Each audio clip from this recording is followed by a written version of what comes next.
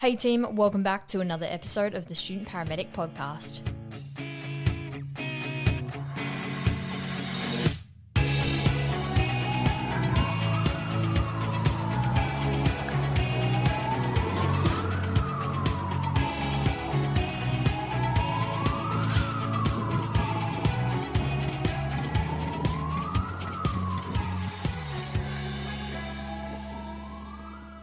Hey team, welcome back to another episode of the Student Paramedic podcast.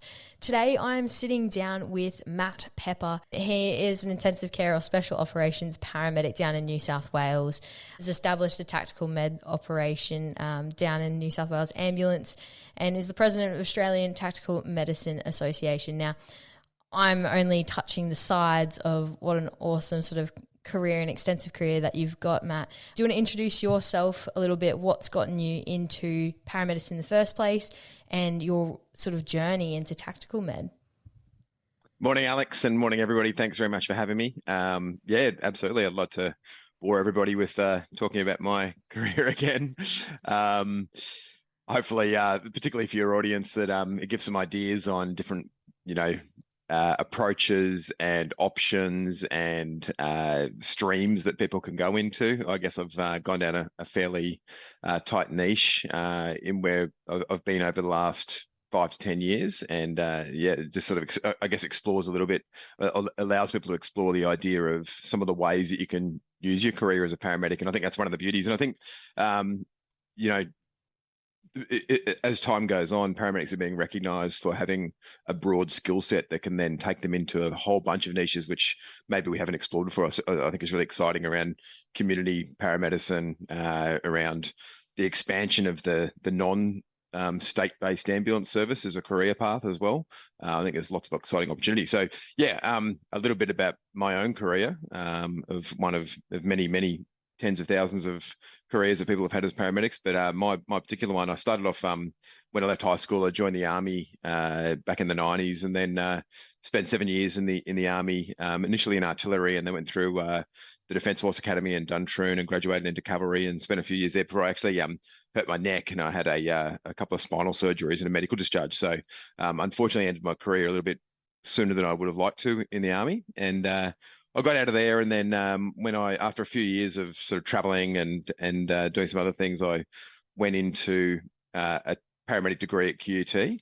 And the reason I did that, and I think this probably will echo with a lot of the student paramedics out there, the reasons they chose to get into paramedicine were essentially looking at like a number of the absolute tenets of what I needed in a career, because I was a little bit lost after having been medically discharged from the army and looking for something, I guess, that gave me that sense of service that I had in the military. So I definitely want something that gave back to the community, that an integral role within society. And I definitely think the paramedicine community filled that first requirement. And then after that, I was looking for something that was different every day, that was outside, that was also academic, which then immediately dispelled the idea of being a fiery. Poor fires. And then tying those things together and bringing them into probably the last tenet that I had, which was something that I think is really important, which is particularly for me, is being in dynamic roles, somewhere where I had to think on my feet and be able to be potentially stressed and put into situations where it's not always easy, right? Paramedicine definitely feels that last tenet. So putting those ones together with that last section of needing sort of dynamic and hopefully some leadership in the future, I guess I was thinking as well, getting into that, I just couldn't think of any other career that ticked all those boxes except for paramedicine. So found myself a degree, got into QUT as a mature age student, and then went down there, and I was in the second year after the degree. The first degree program had started in Queensland. And it was just brilliant. Just had such a great time with a really great cohort of guys who are now sort of all leaders in the profession in their own way, or working on road in different areas, or have moved on to some other great careers in other areas beyond their paramedic degrees or their paramedic careers.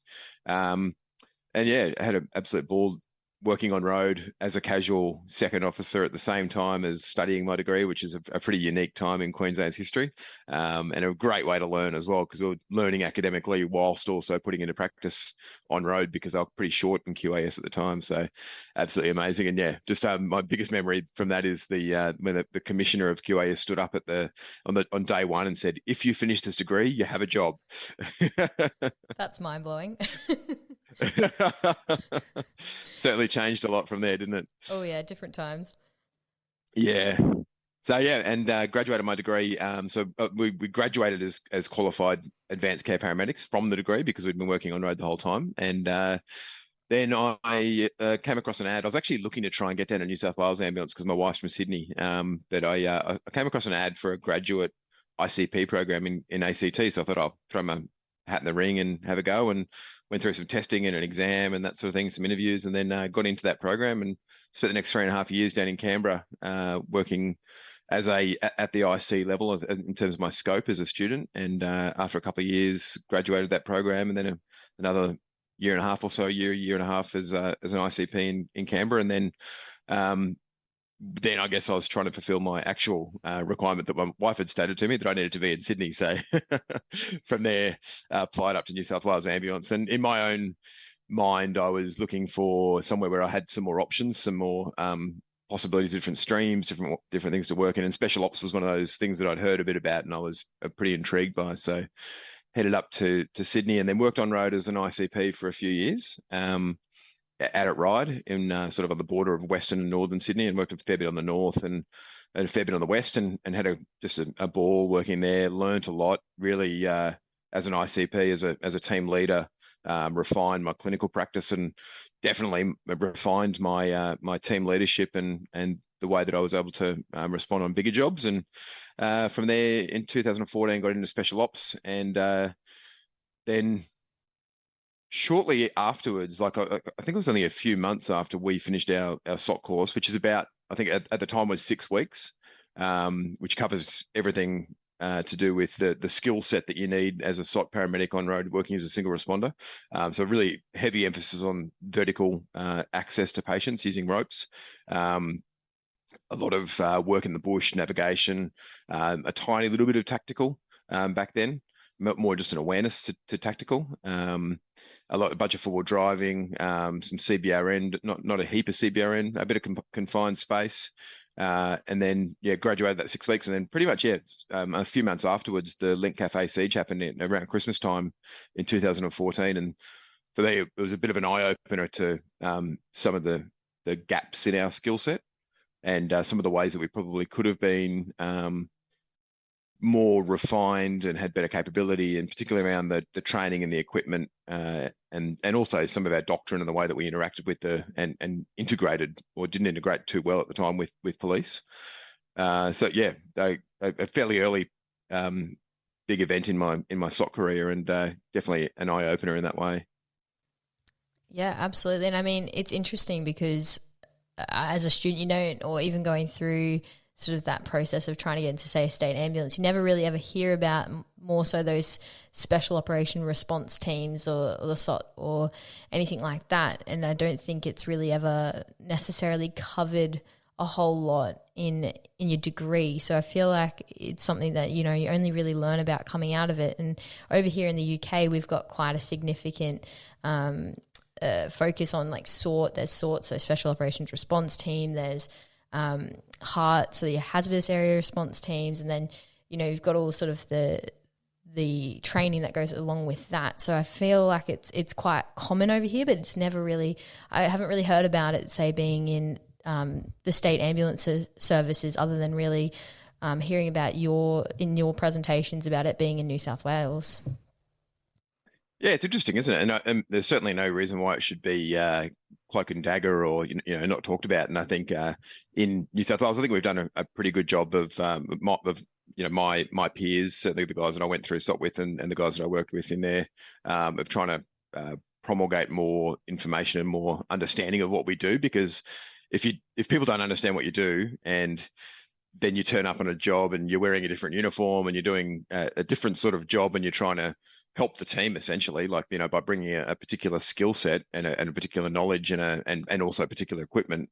You want people to know about it. And certainly, if I advance right through to 2019 when we set up the first full-time tactical paramedic team. So we're working completely integrated with the police tactical group, and we were turning up on jobs and we're wearing a tactical uniform that we pretty much looked like the police, except we had ambulance insignia on us, and people going, who the hell are these guys? And that's counterproductive. You've got the ambulance inspector who doesn't know what we do or why we're there.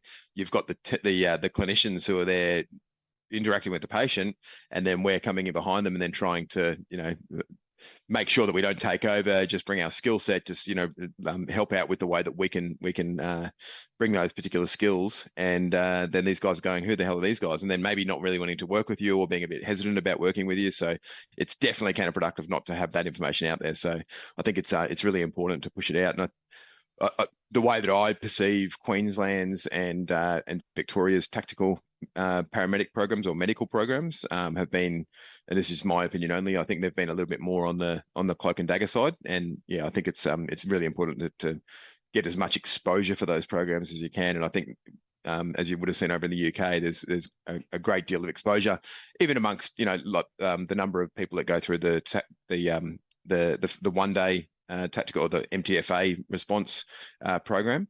All these people getting exposed to these concepts of tactical medicine and understanding how it works and who these people are that are wearing some different uniforms and doing those different skills, it means that they can work more effectively on a high threat job. Absolutely. I mean, we were in our induction and we're already being pushed to do SORT training, which was really fantastic. Yeah. It's something really interesting as well. But my question for you is, for those that don't know as well, I mean, when you hear tactical medicine, you for me originally I thought, oh, military. But what does tactical medicine really mean? And I guess what does it mean for an everyday sort of on-road paramedic? I think broadly, tactical medicine is the presence of a threat, which therefore changes the concepts of patient treatment, and particularly around zoning of care and the need for heightened situational awareness, and then also some more rapid decision making and assessment processes.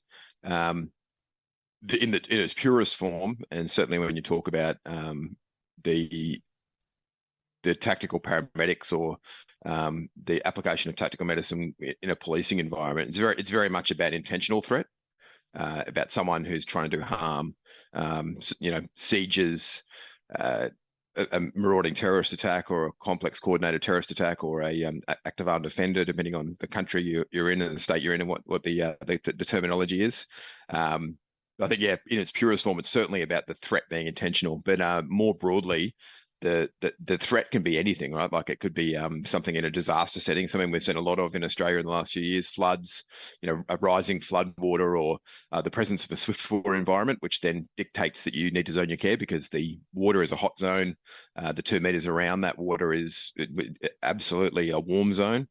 And then when you're away from the water, it's a cold zone. And so if you're going to go and approach a patient that's near the water, in the water, or somewhere in the vicinity of water, then you need to think about what zone of care you're in, and therefore how much you should or shouldn't be treating, and then incorporating potentially some rapid decision making and some rapid assessment tools as well. So the same goes for fires.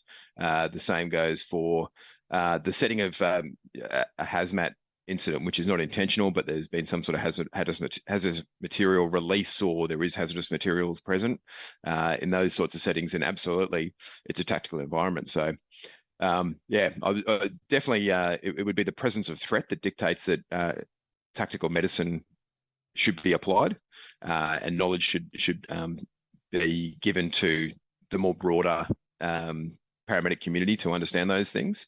And it's fairly rare that we go into those intentional violence policing environments. But certainly for any presence of threat, then I think tactical medicine is definitely gives a lot of great skills and knowledge, and then keeps our paramedic responders safe as well. Absolutely. And before I delve into that a little bit deeper with you, but basically as well, like something that in our training in terms of this, where we had the Naru come out and speak to us about it, is that you don't know, like as an everyday paramedic, you might be going to a case that seems quite normal on paper, but you get there and you realize it is a situation that there is, say, a high threat, or it might be a marauding terrorist attack, it might be a mass casualty incident, it might be something where you didn't think any of this was going to be there in the first place, and you get there and the entire situation is different, and you do have to take on board some of these tactical sort of medicine principles as well. So what do you think then, what is tactical, so we now know what tactical med is, or tactical approach is. What changes, or what's sort of comprised of it when going into these sorts of situations? So if we take away the specialized equipment, the different uniform, the training that we would put a tactical paramedic through, if you strip away those things and just think about a paramedic that's applying some principles to keep themselves safe, keep their patients safer, zone their care, maintain situational awareness, then really the rapid decision making and the rapid assessment tools that I mentioned are probably the most effective. So firstly, using some concepts around the OODA loop, like observe, orientate, decide, act, the rapid decision making that John Boyd first sort of created back when he was a dogfighting Korean War fighter jet pilot. Those sorts of decision making tools are really effective, and they come hand in hand with a need to reduce physiological stress.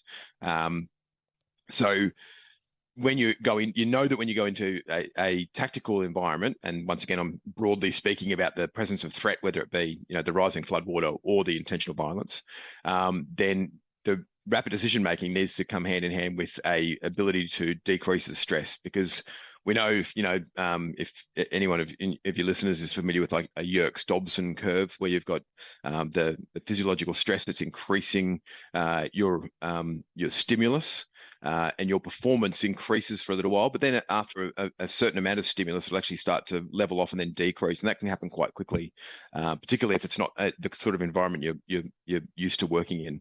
And so if you're going up and over that Yerkes-Dobson curve and you're starting to decrease in your performance, and you're starting to get into the stage where you're and we've all felt this as paramedics, or even as student paramedics, when you're going into a scenario, you've got tunnel vision, auditory exclusion, your hands are starting to shake, you're losing some of your motor skills, and certainly your decision making is impeded. So we need to do something about trying to bring us back up that curve of stimulus, so that we can be more able to control those physiological effects, and therefore make better decisions and be able to act on those decisions by using our motor skills, which are important to us as paramedics.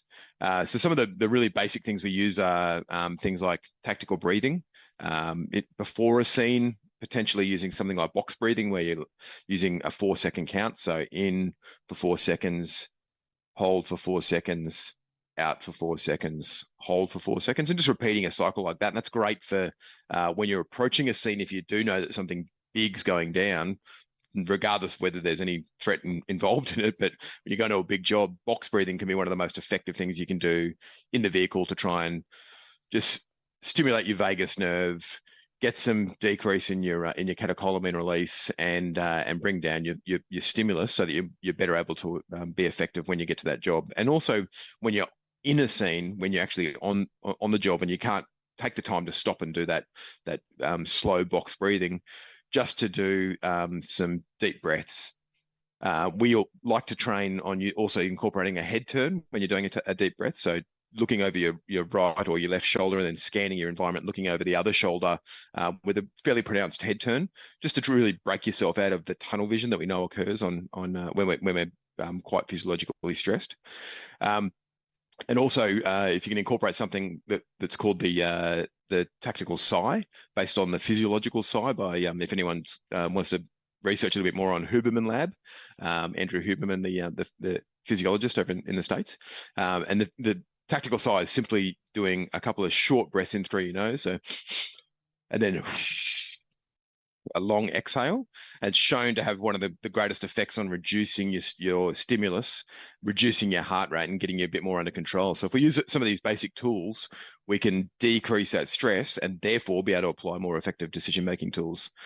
And apart from the OODA loop, which is a great concept of how to make decisions, we want to use simple decision-making tools in other ways. So one of the tools that I've been investigating a lot over the last few years is the idea of using tactical triage.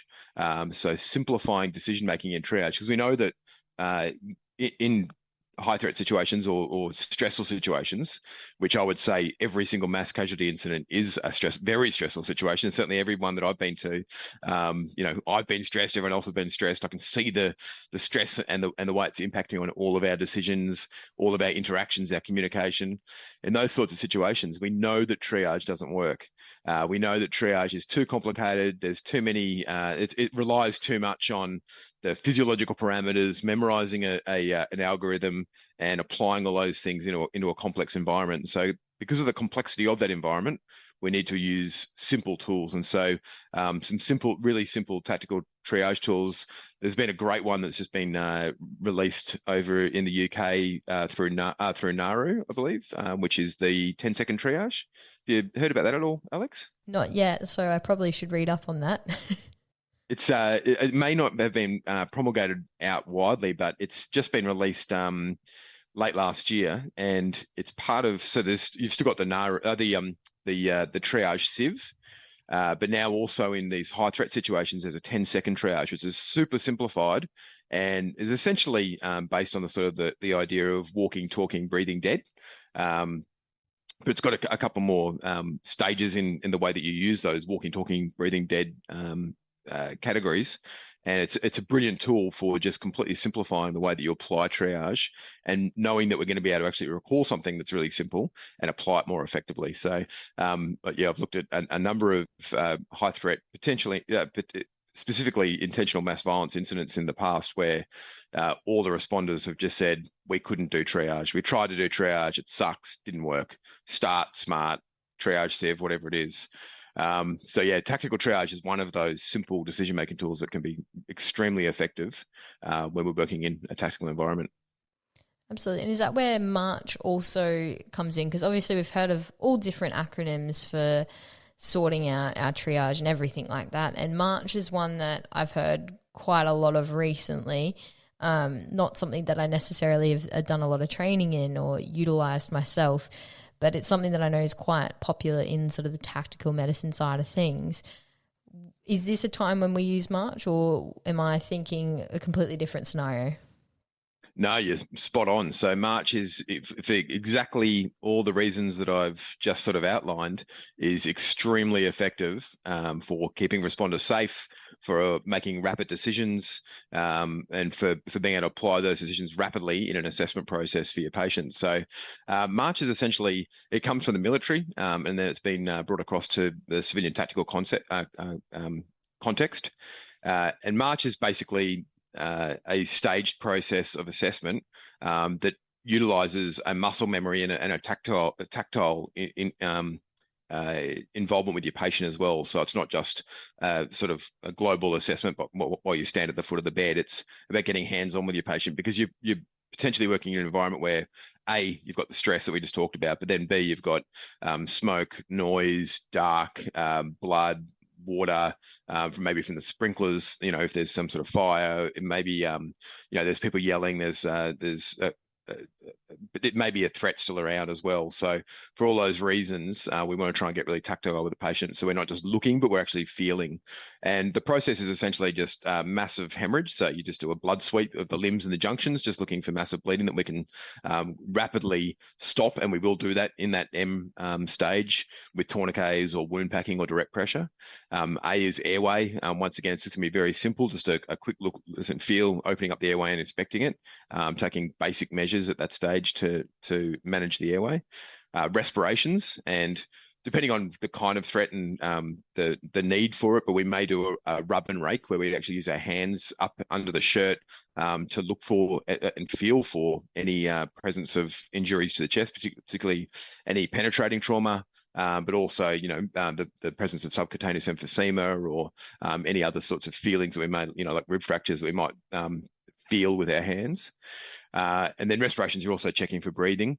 And circulation, we're essentially looking for the presence of internal bleeding. So we're really looking here for, we're checking the abdo, the pelvis, the long bones, maybe feeling for pulses at this stage as well. And then H is just head injury, hypothermia. So we're checking the scalp, checking the eyes, checking AVPU, and then also making sure we think about hypothermia as part of the lethal triad, that we incorporate that early, some hypothermia management, making sure we decrease the effective coagulopathy as well. And then there's an E at the end of March, which is everything else. And that's just, when you start doing your documenting, planning, communicating, figuring out what we're going to do next. And that should be able to be applied to a patient in sort of 90 seconds, or less, once you've trained on it, you've thought about it.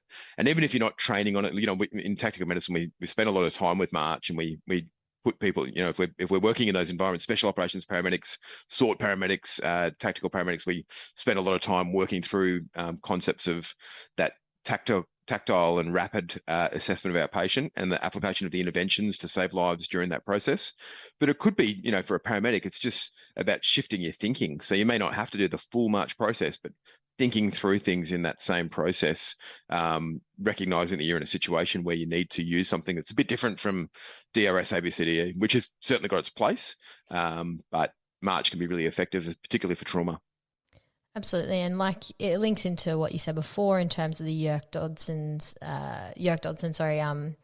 inverted U theory of, if you've got an acronym, if you've got something that makes sense, it's very systematic. If you are in a situation where you're completely overwhelmed, and that doesn't have to be, like you said, in necessarily a high threat situation, could just be the significant trauma you go to, I guess, and just having that really easy, systematic approach to go to that gets the job done, where you're able to sit sort of in the curve right at the top of the U or just beforehand, where you're at the right amount of stress to perform optimally, which I think is really important in this job, obviously. My next point in terms of that would then be, obviously, tactical medicine is quite diverse, but you've touched on a couple of points, particularly at the start there, where it comes back to things like sort of your essential skills in this sort of environment that may not necessarily, it's very important for any paramedic, but things like leadership. And obviously in these sort of high threat situations, leadership is incredibly crucial.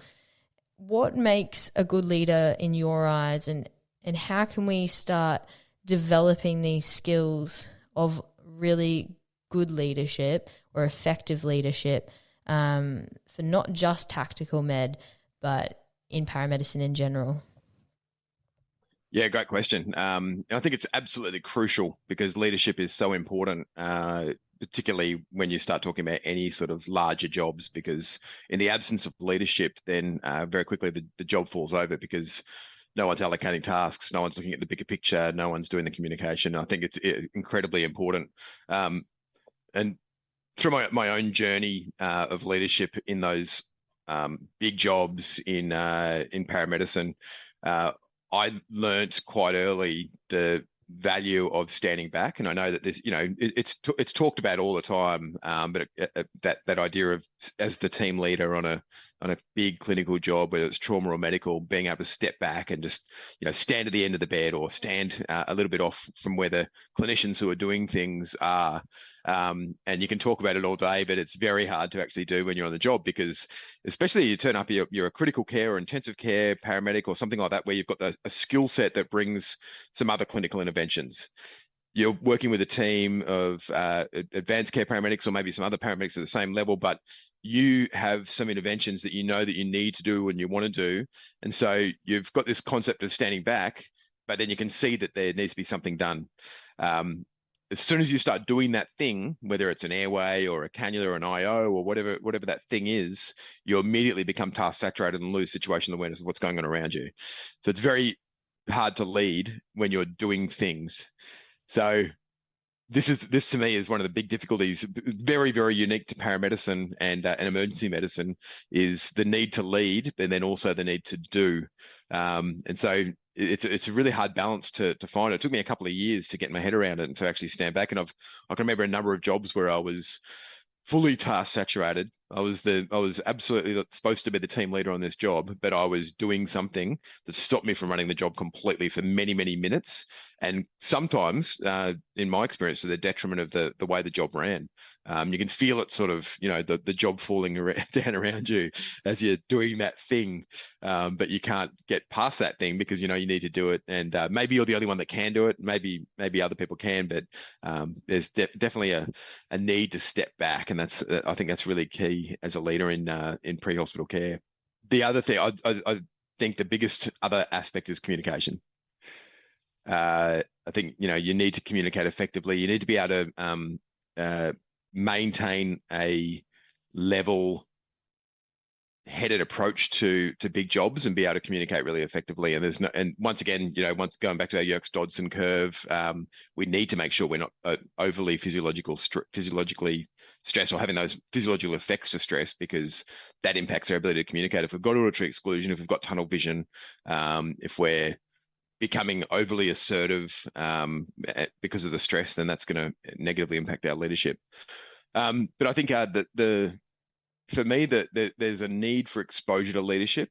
There's a need for it, just like in clinical care. There's a need for exposure to clinical care. You can read books and study the clinical side as much as you like, but you need exposure to it to really become effective at it. I think similarly with leadership, I think in small teams making rapid decisions that have huge impacts on our patients with incomplete information almost all of the time in the pre-hospital environment, we need to we definitely we need to maintain exposure, find and maintain exposure to those sorts of environments to become an effective leader. So that's one side of it. We can't always get exposure to that leadership though. So how do you, without the exposure, or maybe with the exposure, but still develop yourself and turn that exposure into something that's fruitful? I think similarly, once again with clinical care, I think that the key here is to actively think, seek out information, to study it, to always be curious and to find out, soak in as much information as you can.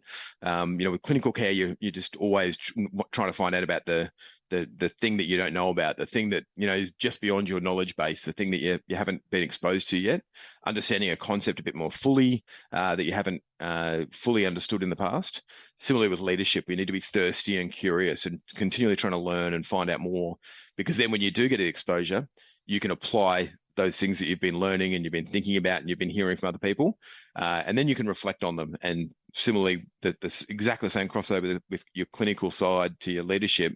If you can study, learn, find out how others approached it, be exposed to it, apply it, and then reflect on it, that closes the loop of professional development and the thirst for knowledge. That's a really interesting concept. And I think, it's funny because we always just think about what can we learn better for our job in regards to the clinical side of things. But I love the leadership side of things. And particularly in your early days, even as a student, as a grad paramedic, or it doesn't matter how long you've been on the job, but, there's those people that you're going to come across that just run a case amazingly, and or they've got just this presence of such strong leadership. And I think noting and reflecting on how they did things and maybe, asking them what, they're thinking about during the job is so important. I really like that because it's not something that I've never really thought about before in terms of asking how people lead a case or taking on board of what I thought, they did really well. So I think that's really a really crucial sort of aspect that I'll be taking forward from this, because it makes a lot of sense. Yeah, awesome. It goes back to that concept of, are leaders born or can you learn to lead? And yes, there are people who are born to lead. Absolutely. There's, the nature versus nurture. There's some people but they still learn. They still learn and then apply, and get a bit exposure and then apply and then reflect and go through that same cycle. But leadership is definitely a learnt skill. No matter how much you have innately within you, you need to learn. And so therefore go through that learning cycle of seeking out mentors, seeing the way that other people do it, and then exactly like you said, actively thinking about it, not just being a passive a passive person on your journey. Absolutely. And the only other sort of concept I think I really wanted to delve into with you as well is this, and it probably relates back to even some of the concepts before in terms of the things we can take on board in and sort of a tactical approach. Probably missed it, but we'll come back to it. And that's crew resource management, or CRM. And I think this is something that it was new to me last year coming out of uni, and that was working in the private sector for situations where there it is a little bit more austere. It's a little bit different to an everyday on road situation. And so I thought, I've heard you mention it before, not on this podcast, but I'd love for you to delve into CRM a little bit more, and if that's okay with you. Yeah, absolutely. To me, the biggest aspect of CRM is communication, open communication, the need for everyone to be able to speak up. And we know when CRM started getting applied into pre-hospital care, I guess I feel like it was 10 years ago or so where it first sort of started coming across, and it was from the aviation industry, and we were getting a lot of that open communication coming across, and it was breaking down rank structures and seniority to say that anybody could speak up. And in my mind, particularly for the bigger jobs, when you get stress, when you get people when you get environmental complexity or patient complexity or both, that complexity starts to make people stressed. It starts to decrease the communication, and then you start getting some funny reactions from people. And we've all seen it out there in the ambulance world, where we get people who are yelling or overbearing, or making a bad decision but then sticking to it and refusing to change it. And I think in those settings, there's a few things we need to do. One is to maintain a patient or a mission focus. It's got to be all centralized around the patient. It's not, and also where the patient's going, what we're doing, what the mission is, as well as the patient outcome. And that's really important, because when people start getting fixated on an idea or becoming overly assertive, and making a bad decision or sticking to that bad decision, when that happens, we need to bring it back to the patient. What's happening with the patient? What are we actually here for? And that patient and mission outcome are the most important parts of it. And some of the tools, that we can use are firstly speaking up openly, but also using something like graded assertiveness to try and step up the assertiveness until we can, if it's literally life threatening, which it can be, particularly for the patient. Then the need to step up to the emergency part of the graded assertiveness, where we're saying, if we don't do this, or if we don't stop doing this, then the patient will die. So that everyone's aware that, just how serious that need for a change is. And so, yeah, I think CRM certainly really is about communication, breaking down some of the barriers that we have to openly communicating, and then also just to being able to step up our assertiveness and make sure that we're making effective decisions, and we're all focused on the patient and the mission. Absolutely. I think that's a really important thing. And there's heaps of it that people can go and read about. I thought it hasn't really been touched on this podcast before, so I thought it'd be good just to give people an introduction into it. And I feel like it fits well into this space of the tactical side of things. Now, I don't want to take too much of your time up, because I know you're super busy, but and I really appreciate your time. But I do wanted to talk a bit about, because obviously at the start you said that we're presented with a bit of an exciting time, I guess, now in paramedicine, where with registration, obviously we can go into different sides of paramedicine. I think the pre-hospital world is changing quite significantly all over the world, and tactical medicine is one of those sides that is being established quite well. So I feel like for me, when I was going through uni, I thought of Tacmed, I thought of, that's for people that are coming out of the military, that type of thing. And obviously you've dispelled that myth. For students or for people that are in their career, what are sort of the steps they can take if they're really interested in the tactical medicine side of things, to start learning more about it, or to start engaging with courses and the training that their services or potentially other corporations can provide? I think in the UK, as you said earlier, there is lots of opportunities to get involved in TRU, sort some of those other sorts of MTA response teams. There's a bunch of courses you can put your hand up in to do at NARU. I've done a few of them and they've been awesome. So there's lots of opportunity there to be exposed, and then go and chatting with the Heart guys or the TRU guys, seeing what they're doing and finding out about it.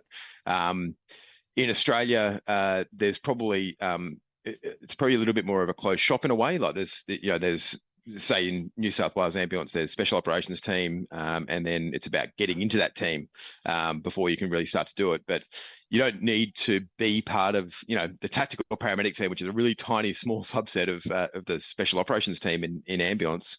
You don't need to be on that team to be able to apply tactical medicine, as we've just talked about. So I guess it's about exposing yourself to the concepts and learning through podcasts and there's a whole bunch of really awesome stuff. A couple I could rattle off the top of my head. Some, like Mike Laurier, some of the podcasts that he's done, are particularly around the ability to work effectively in stressful environments and team leadership.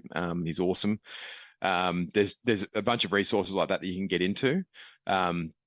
However, if you wanted to do a bit more formal training, there's a couple of organisations. The company that I work for, Tacmed Australia, does a number of courses. There's other companies out there in Australia also doing similar training courses you can get involved in. And then also, I think it's about going and talking and meeting with the guys that if you've got a service, say in Queensland, the Haru guys who do a tactical role as well, going and chatting to them about what it is and finding out and exposing yourself in that way. Chatting to Soddies in New South Wales, down in Victoria, talking to some of the clinical managers about, any of the tactical sort of work that they're doing. Maybe also there's an avenue for Army Reserves, and I know a bunch of guys that have got in the last couple of years and joined up as combat paramedics, just a part-time role where they get some exposure to the military side of tactical medicine as well. But yeah, I think the biggest one is to just soak up the information and then go through that learning cycle of learning and then exposure, application, and reflection.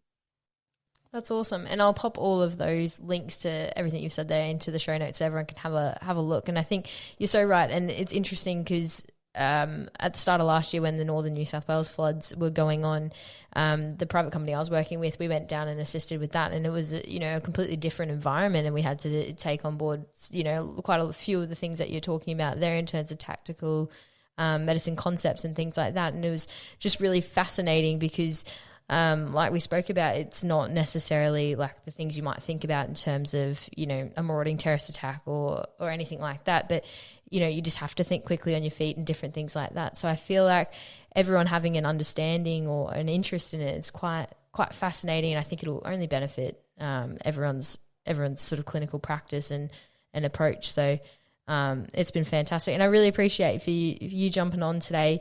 Is there anything you'd like to convey to our listeners that you feel like we've missed?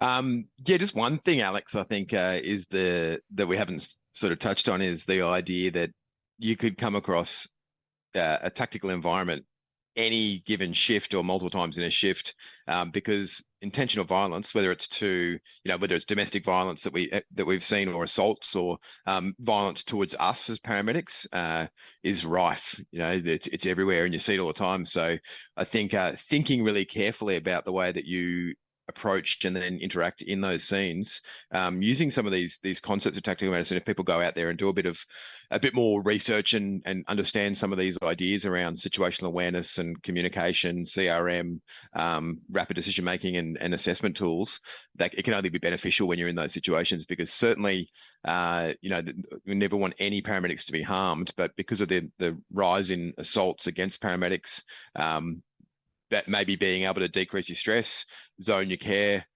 make some rapid decisions using simplified tools, then maybe we can stay a bit safer on those jobs that we do go to every day. Absolutely, that's a fantastic point. Especially just personal safety. I feel like that's really important. So absolutely, I'll pop in all those links as well for what you said into the show notes, just so everyone can start jumping into everything about tactical medicine, because I think it's really awesome. So thank you so much for jumping on. Is there anywhere that everyone can have a look more about what you do, if they want to reach out to you, if that's something that you'd like? Yeah, absolutely. You can get me at just go my email address for APMA is Matt, MATT, at APMA. atma.net.au. Anyone can reach out to me anytime, and happy to help out in any way we can. We'll have the Australian Tactical Medicine Conference every September, so it's coming up again this year in Brisbane.